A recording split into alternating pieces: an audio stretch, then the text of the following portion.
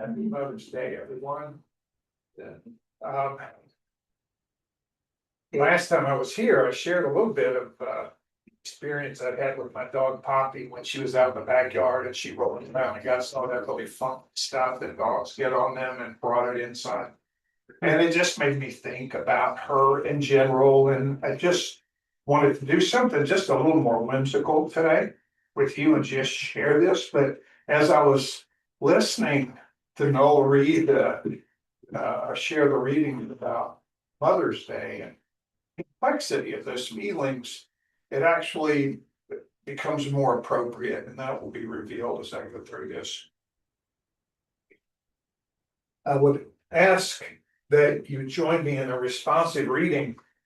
It's 521 in your hymnal, because I want to talk about spirituality and the lessons I've learned about spirituality, raising my dog Poppy.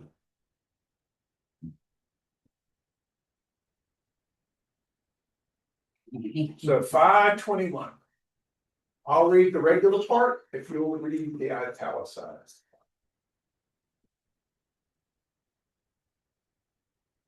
May I be no one's enemy, and may I be the friend of that which is eternal and abides. May I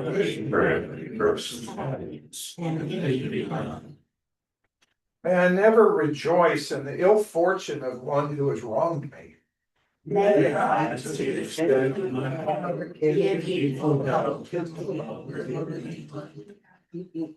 I never fail a friend. Myself. May I always keep tame that which rages within me. May I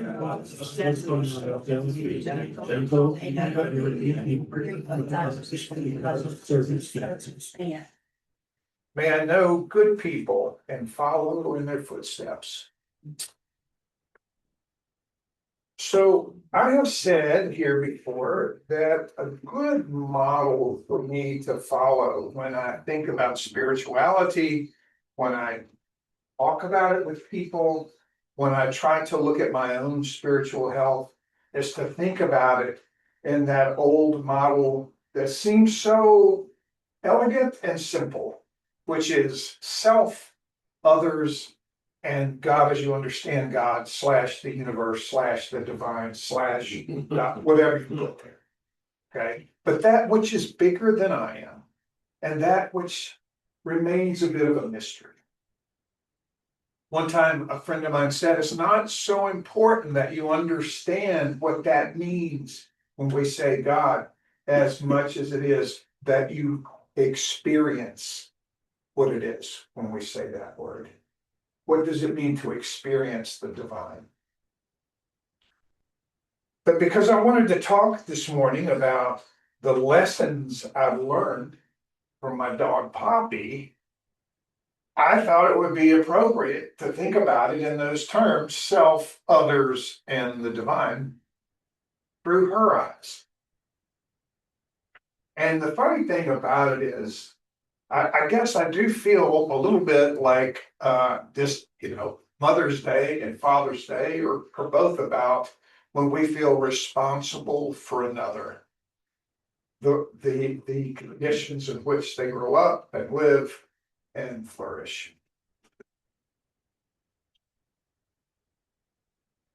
The vet in Nashville that we take Poppy to, when you're sitting in the waiting room, always calls you in by saying your dog's first name and your last name. So to hear Poppy Bumgarner is a little funny. I don't think she understands it, but she understands the first part, and I understand the second part. I like to describe how I think she perceives herself, because my dog Poppy is 100% authentically herself. Now, she is a black lab mix. That's how she's described. Black lab mix. If she came trotting in that door, you'd say, oh, that's black lab. She weighs about 70 pounds. She's big. She's kind of boxy. She's got a little white tuxedo chest. jet black with a big tail.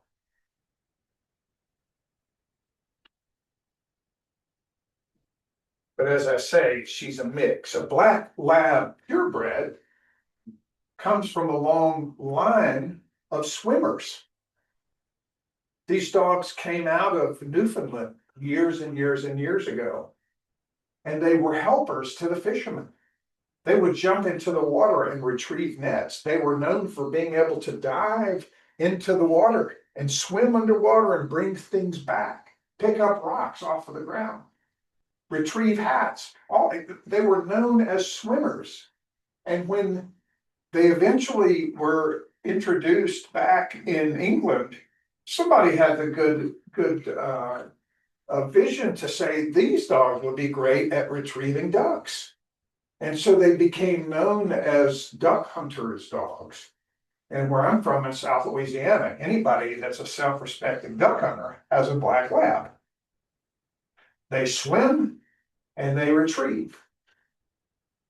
Poppy doesn't like water. I've tried to get her to swim, and she does it straight up. So both of the top feet, her front feet are out of the water. Now we've tried to balance her out. We took her out to the lake down here a couple of years ago, and she finally got the hang of it a little bit. But we were in a pontoon boat, and we were out on the water, and she'd had her big swimming moment, and we were high-fiving each other that we'd gotten her to swim. We were even giving her bits of ham sandwich as a congratulations, and a speedboat went by, and the water got kind of rough, and it made her seasick. She's not a water dog. She's a mix. And that retriever part, she never got either. I'll have a tennis ball and throw it, and she'll go get it and keep it. And the game is for me to get it back from her. Right? There's no go get it, bring it back. There's go get it, and then I try to, and then eventually I get the ball back and I say, okay, go get it. And I throw it, and she goes, why are you doing that again? You just not it. What's this about? No matter what I do, I can't get her to swim or retrieve. So she's 100% authentically herself. She's not going to try to live into any expectation other people may have of her. A good thing for us to keep in mind when we look at our own spiritual development. Am I living authentically as myself? Now, another thing that she does is practice good self-care. I don't know that she described that, but she gets regular meals at a regular time. And she's very clear about when that is, because if I ignore her, she's going to come and put those big brown eyes on me like, it's your turn. It's your responsibility now. In fact, if I ignore her, she'll start doing this. She'll look at me and look at the kitchen. This happens around 8:15 in the morning and right around 5:15 in the evening. It's like clockwork. She knows when it's time to eat. Likewise, she also knows when it's time to nap, which is most of the time.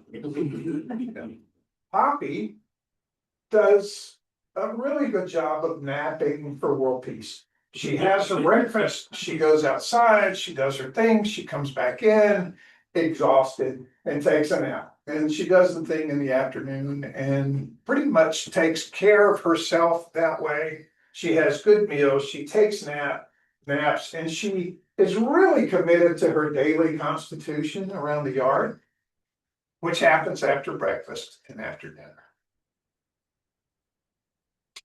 Poppy never gets too excited. And she doesn't like things that are all that scary. If the kids and I are watching a scary movie, and you know how the music kind of, you can hear the violins screeching, and she can probably feel the tension in the room. She get off the couch and slide in and go to another room. She doesn't want to be part of it. And if she's tired and she's had enough, all of a sudden you recognize she's not around. You could probably walk back to my bedroom and find her on the bed because she's had a day. Poppy knows who she is and she practices self-care, both really good lessons for me and my spiritual life.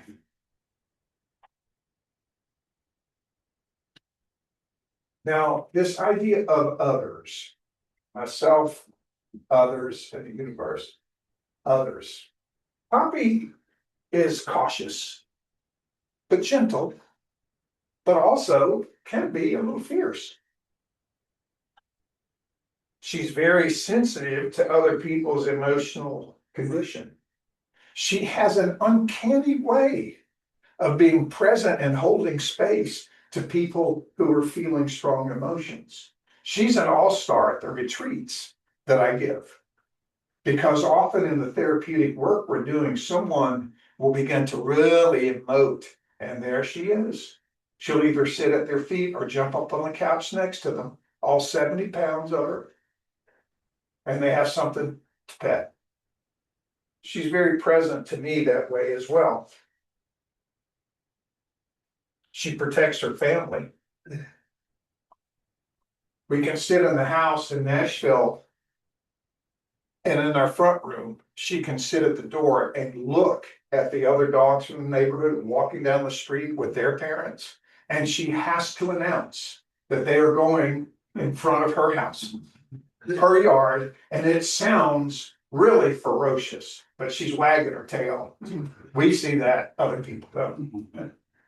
She also is very protective when we're here at Tracy City, because we have a neighbor dog named Dougie who thinks our yard is his.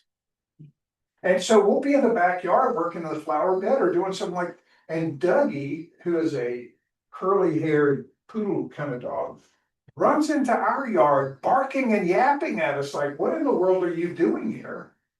And Poppy responds by bowing up and chasing Dougie back to his house. But here's the beautiful part about the way she views other people. They're to be played with. So she stops and gets Dougie to chase her back into our yard. So this goes on for a while. Poppy is always vigilant, though. And she's always alert to this sound. Truck. Because that means she's going on a ride. I'll say to her, do you want to get in the truck? And it's the most animated she becomes all day, because it means that she's going somewhere with me. And she's going to be in the truck, in the right front seat, looking out. And if you ever see us going down the road together, you might think it's two people, because she sits straight up. She doesn't have a seatbelt on, but she looks out over the dashboard like, okay, where are we going?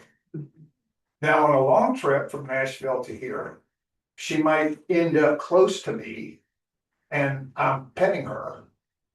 And in that process, there's just black lab hair everywhere. If you ever open the door of my car, these,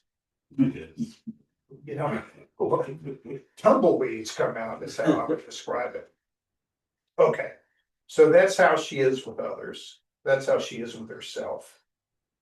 Now, how about the universe and life? I wish I could be more like her. Poppy wakes up in the morning from the foot of my bed, and it's kind of like, we did it. We're here another day. Wasn't that a great night? And she looks at me and she does a down dog and says, okay, now what? Besides breakfast, what do you have in mind for us? Squirrels, birds, frogs, crickets are all amazing to her and worth her curiosity. There is nothing in the world of our yard that isn't interesting to her and worth inspecting.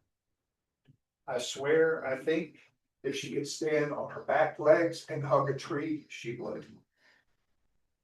And there are moments of sheer joy with Poppy, where everything is just so overwhelming to her. She just has to stop, roll on her back, and do this. It's like Steve Martin. And she's just on her back, rolling around, and then she stands up and just celebrates the fact that she's alive. Would that I remember to do that more.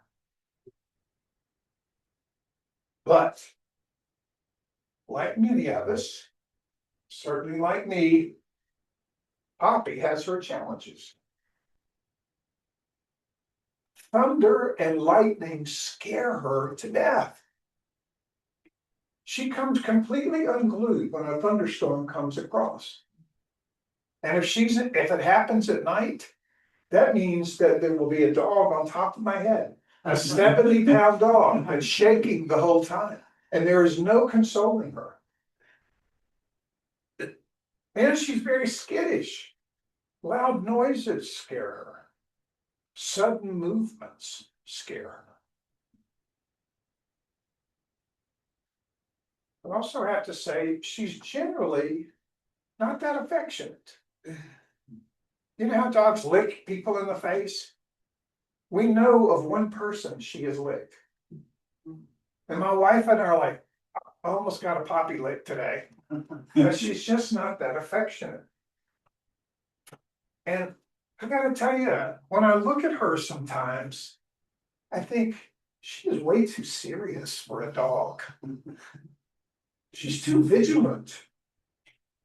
She's constantly on the lookout.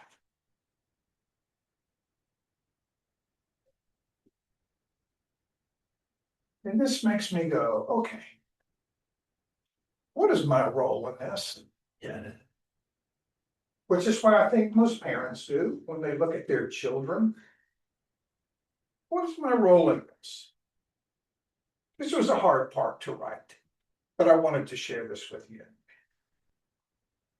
We took Poppy in a moment of weakness.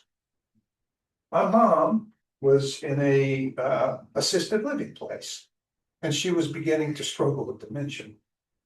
My sister was in active opioid addiction. So I was constantly trying to protect my mom from my sister. My children were 14 years old. I had just started working at a new job. Our life was chaos, and many times it felt like the wolf was at the door. The kids would be with me for a week, and then they'd go to their moms, and I would be exhausted, and I would just sit there in literally a stupor for a week until the kids came back. Not the best conditions for a puppy. And as Poppy grew, one of the things that was necessary was that she spend time in a crate. And I am sorry to admit, probably too much time in a crate. And I wonder sometimes if being in that crate during the day and a thunderstorm coming up and her not being able to do anything about it is part of the reason she has this phobia about thunderstorms. She never really learned how to play either. The kids were busy, I was busy, she was just there. So she kind of became a kleptomaniac. Okay? I cannot tell you how many things we found in the backyard. Medicine bottles, shoes, pillows, toys, the remote control, a kazoo. I just have this image of her out in the backyard, just running around like that. That picture that you posted was a piece of watermelon that she took out of the garbage can and was running around the backyard with it. And then there was the incident. You know, when you're a parent and you do something you regret and can never take it back, and you just have to live with that guilt the rest of your life. I don't know if you guys can identify with that, but if you've been a parent, most of the parents I know have had to struggle with this. Poppy was probably about 60 pounds. I just planted 3 blueberry bushes because I was trying to sell the house. My life was out of control. I put all the manure and everything in there. I went to the store and I came back and Poppy had eaten every one of the blueberry bushes. And I lost it. And I'm screaming at her and chasing her around the house and being this crazy person that if I saw it today, I would be appalled by, and then I whacked her in rage. How do you undo those things? How do you say to yourself that I did that? Which brings another spiritual lesson to the forefront to me that I have learned with this dog, which is it's not just self, others, and the universe as a way to process and think about your spiritual life. It's also past, present, and future. Because I can't help but think that part of how she is, good and bad, is because of the way she grew up. Like me, like most of us, if not all of us, my spiritual life is largely determined by what I was taught by my parents, what I learned from my coach, from my teachers, from my friends, from my neighborhood. You've heard me talk about this before. In my neighborhood, you were either Baptist or Catholic. And the only thing I knew about the Catholics is that's why we ate fish sticks on Friday. There were Jewish people in Baton Rouge, there were Methodists, there were Episcopalians, I just didn't know them. And the chances of me growing up Hindu there were 0. You've heard me say this before, okay? So our past so determines what we think about the present. How do I navigate the present as a self and others and the universe based on my past and what I've learned and how much I've healed from it? Because how much I've healed from my past, how much work I've done therapeutically about my past, my mom, my dad, my upbringing will determine to a very large extent how I feel about the present. And the way I feel about the present so determines how I view the future. Is it a scary place out there? Is it going to be okay? All of this is interrelated.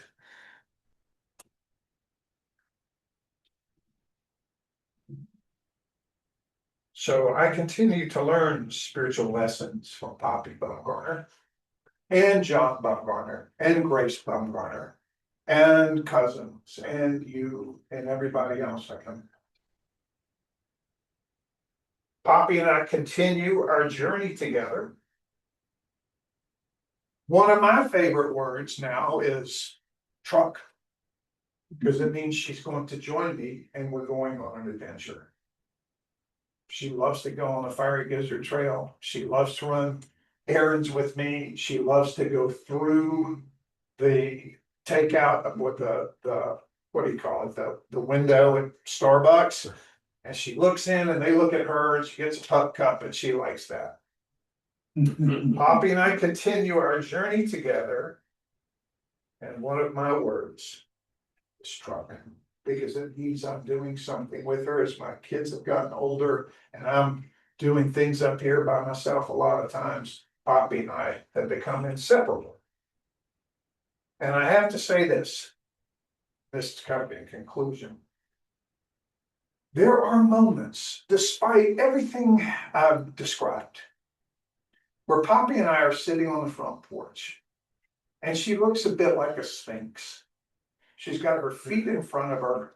Her backside is kind of sideways. She's so comfortable. She's so natural that way. And her feet are out, and she's just listening. And you can almost see her feeling the breeze on her face and how content she feels. She's got her head cocked, like she's listening to the birds. You can kind of see her nostrils going like this. She's smelling the air coming up from the valley. She's sitting on her front porch in Tracy City. And she's kind of like a stoner. Okay. She looks at me and goes, "Are you feeling this?" And I have to go and I look at her and I go, "Yeah, I'm feeling this." I swear to God, she looks at me like she says, "Cool." Those are the spiritual lessons that I try to learn from my dog. And I hope that has some depth on my understanding.